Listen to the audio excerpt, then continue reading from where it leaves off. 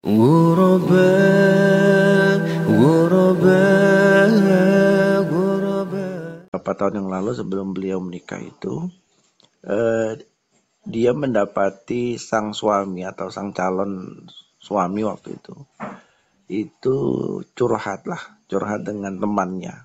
Lalu dalam curhatan dengan temannya itu dia mengatakan bahwa iya dia masih teringat dengan mantannya, dengan mantan pacarnya. Sayangnya mantan pacarnya ini kemudian menikah dengan yang lain, akhirnya beliau putus toh dan menikah dengan mbaknya yang ini. Tapi itu menjadi sesuatu yang sangat menyakitkan bagi sang calon istri ini, bagi mbaknya ini. Dan itu tidak termaafkan. Setelah itu beliau akhirnya tetap menikah tapi dengan batin yang sangat terluka. Setelah menikah sampai beberapa tahun kemudian yang terjadi adalah konflik tiada henti. Hal yang sangat sederhana sebenarnya tapi kemudian tidak mampu dikendalikan.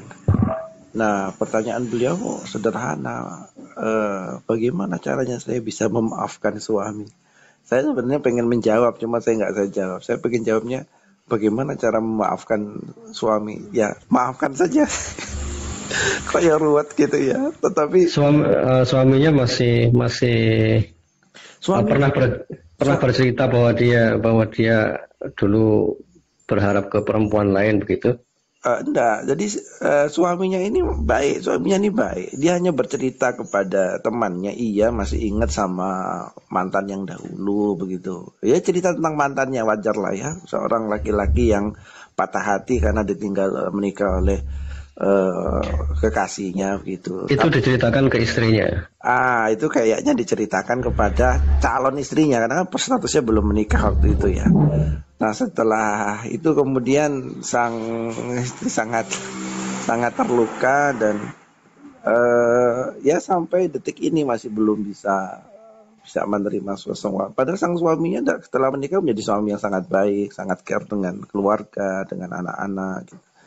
Nah ini kan satu fenomena ya, sebuah pertanyaan yang sebenarnya juga dialami oleh orang-orang di luaran sana dalam bentuknya yang berbeda mungkin ya, memaafkan pasangan, memaafkan orang tua, memaafkan keluarga yang lain atau temannya dan sebagainya untuk hal-hal yang sederhana.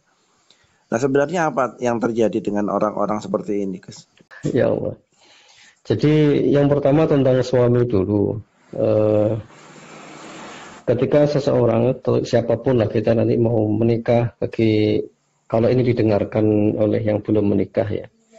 Jadi ketika mau menikah itu masa lalu ditutup, total ditutup, karena selama kita masih mengingat-ingat masa lalu, yaitu akan menghantui semua perjalanan kita ke depan. Kenapa? Karena kalau kita mengingat masa lalu, itu efeknya kita akan membuat ukuran-ukuran pada kehidupan kita di kemudian hari. Cara kita menilai pasangan, cara kita mengukur pasangan, baik dan buruknya, nanti akan ada pembandingnya. Jadi yang kita ingat dari orang di masa lalu itu akan menjadi pembanding bagi kita. Nah itu masalahnya yang nanti akan membuat kita menjadi sulit untuk bersyukur terhadap pasangan. Jadi siapapun lah kita, kalau misalnya kita nanti mau memasuki jenjang pernikahan, pastikan semua hal yang terjadi di masa lalu itu sudah ditutup gitu. Tentang perempuan di masa lalu, tentang soal laki-laki di masa lalu. Pokoknya kalau sudah mau memasuki fase pernikahan itu, yang lalu ditutup apapun ceritanya. Yang bagus entah yang tidak bagus semua ditutup. Asumsikan saja bahwa semua perjalanan di masa lalu itu perjalanan yang tidak halal. Jadi sebaik apapun pasangan di masa lalu, pacar atau apa gitu di masa lalu, itu perjalanan yang tidak halal. Dan perjalanan di masa depan terkait dengan pasangan itu pasangan yang halal, seburuk apapun. Nah jadi antara halal dan tidak halal itu ya tetap tidak bisa dibandingkan, tetap lebih bagus yang halal apapun kondisinya. Jadi ini dulu, jadi ketika kita mau memasuki fase pernikahan, pastikan bahwa yang halal itu sudah harus mampu mengalahkan semua hal yang tidak halal. Jadi kalau nanti melihat oh yang perempuan dulu kok sepertinya lebih bagus, enggak, itu tidak halal berarti tidak baik. Tutup semua masa lalu, termasuk menutup itu adalah jangan diceritakan gitu. Karena kalau kita ceritakan secara tidak langsung kita juga mengungkap apa yang kita inginkan. Jadi menceritakan itu secara tidak langsung kita sedang mengungkap sesuatu yang kita inginkan. Kita cerita bagaimana sakitnya hati kita cerita bagaimana rasanya ditinggal. Itu artinya pada saat yang sama kita sedang menceritakan sosok pasangan yang ideal menurut diri kita, dan itu pukulan telak bagi yang asli sekarang gitu. Jadi pada poin ini sang suami harus minta maaf karena mengungkap masa lalu yang tidak perlu. Itu makanya kemudian seorang perempuan juga tidak boleh menceritakan perempuan lain dengan deskripsi sangat detail di hadapan suaminya. Itu juga tidak boleh. Jelas sekali itu hadisnya. Jadi misalnya ada perempuan ini, dia punya teman, dia kagum sama teman itu, lalu dia ceritakan sangat detail ke suaminya, itu juga tidak boleh.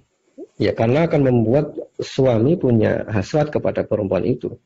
Demikian juga dengan masa lalu, juga kurang lebih sama lah. Meskipun ini konteksnya perempuan menceritakan perempuan lain, suami menceritakan perempuan lain pun juga kurang lebih juga sama. Kalau tentu tidak menimbulkan hasrat, tetapi menimbulkan kekecewaan. Nah, bedanya hanya pada yang muncul. Kalau laki-laki muncul hasrat, jadi membandingkan. Kalau diceritakan kepada istri, suami bercerita pada istri, akan muncul dibanding-bandingkan, muncul perasaan kecewa dan sejenisnya. Jadi prinsipnya secara umum yang disampaikan dalam hadis itu, kita dilarang menceritakan perempuan lain atau laki-laki yang lain, sama saja kurang lebih. Yang begitu detail menggambarkan ekspresi batin kita terlebih lagi. Apalagi ini jelas sekali bahwa ini mantan. Jadi saran saya bagi suami istighfar, mohon ampun pada Allah, karena ini langkah yang salah memasuki fase pernikahan. Yang kedua bagi ibu, bagi yang istri yang sah, masa lalu suami itu kekhilafan. Jadi bantulah beliau untuk melupakannya.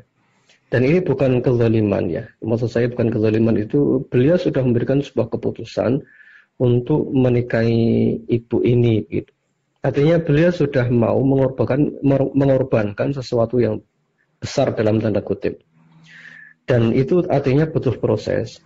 Jadi karena dia mengorbankan sesuatu yang besar untuk ibu ini yang sekarang sudah menjadi istrinya, saya malah ingin mengajak ibu ini untuk bersyukur gitu. Bersyukurnya kenapa?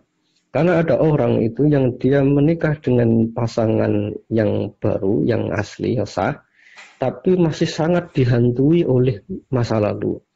Yang sampai akhirnya dia hubungannya dengan sang istri menjadi tidak baik, tidak menafkahi, sering menghubungi perempuan yang lama. Tetapi saya lihat tadi dari cerita ini, sang suami ini sudah berproses dengan sangat baik, meskipun awalnya salah menceritakan.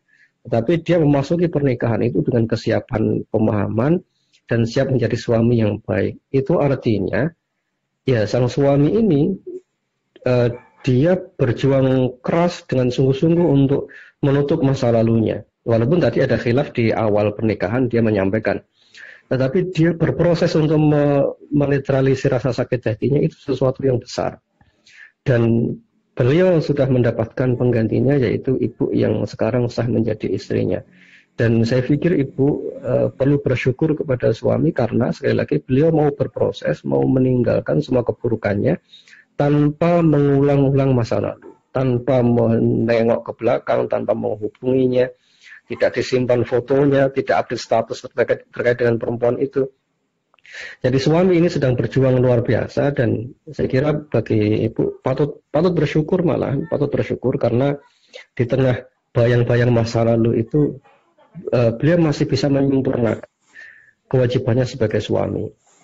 Sangat tidak baik jika misalnya suami menikah dengan ibu, lalu suami masih hidupnya tercengkeram oleh masa lalu. Ternyata kan tidak sekarang ini. Jadi saya malah berharap bahwa ibu ini bisa bersyukur kepada suami karena beliau mau menutup masa lalunya dengan sungguh-sungguh dan tampil menjadi suami yang baik. Jadi pertanyaannya, bagaimana saya bisa memaafkan suami? Ya, setiap orang itu berproses untuk menjadi lebih baik dan suami telah menunjukkan proses itu. Maka sekarang saya kira ibu lebih baik untuk bersikap adil pada beliau. Justru sekarang ini menjadi terbalik. Siapakah yang menjadi menanggung menanggung dosa, dalam tanda kutip dosa ya? Karena siapa yang menanggung ini? Justru yang menanggung resiko dosa justru mungkin malah ibu. Kenapa? Karena suami sudah berproses untuk lebih baik, tetapi ibu tidak memberikan kesempatan pada beliau, kemudian ibu juga tidak membuat hati ibu sendiri untuk bersyukur pada beliau. Padahal beliau sudah berproses. Gitu. Jadi dalam hal ini, supaya kita bisa memaafkannya, didiklah diri untuk mulai bersyukur pada pasangan, fahami bahwa beliau sudah betul-betul berproses, maka sekarang berproseslah ibu untuk menerima beliau. Diterima apa adanya, disyukuri bahwa beliau betul-betul telah berjuang menjadi lebih baik. Saya kira itu, Ustaz. Ya masing-masing harus mau berproses gitu. Sang suami sudah berproses pada titik yang maksimal hari ini, dan istri karena telah mendengar hal itu, ya sudah berproses dan tetap melihat masa depan. Toh sekarang semua sudah menjadi lebih baik, sudah berkeluarga, sudah punya anak mungkin ya, sudah kehidupannya sudah sangat normal. Maka apa yang ada ini sudah lebih patut untuk disyukuri. Dan apa yang terjadi di masa lalu jangan merusak apa yang ada di masa sekarang. Untuk apa hidup kita ini harus terbayang-bayang oleh masa lalu terus-menerus, padahal seharusnya itu bisa diselesaikan dengan sederhana. Jadi pertanyaannya bagaimana saya memaafkan? Dekati beliau, syukuri beliau karena beliau telah mengorbankan mau berkorban menempa dirinya untuk bisa bersyukur pada sang istri yang asli, kemudian mau menjadi suami yang bertanggung jawab, mau menjadi suami yang baik meskipun ada bayang-bayang masa lalu. Beliau mau berproses seperti itu sesuatu yang sangat berharga.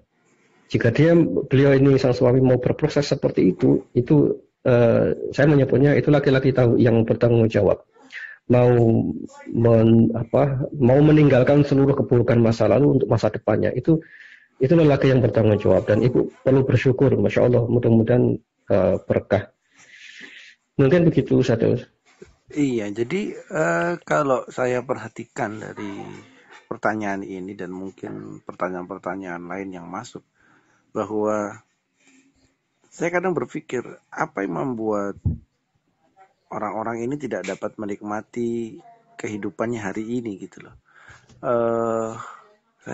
Antum pernah bicara ya atau menyatakan ketika seseorang itu masih terbayang-bayang dengan masa lalu itu seperti menggunakan kacamata yang kacamatanya itu ada kotorannya begitu ya.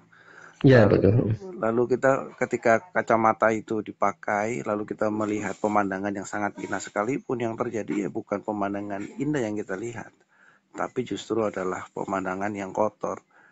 Jadi memang penting bagi kita mungkin untuk betul-betul menengok ke belakang mungkin ya. Masa lalu kita ada apa sebenarnya yang belum selesai, ya perlu dibersihkan, perlu dirilis, perlu dinetralkan.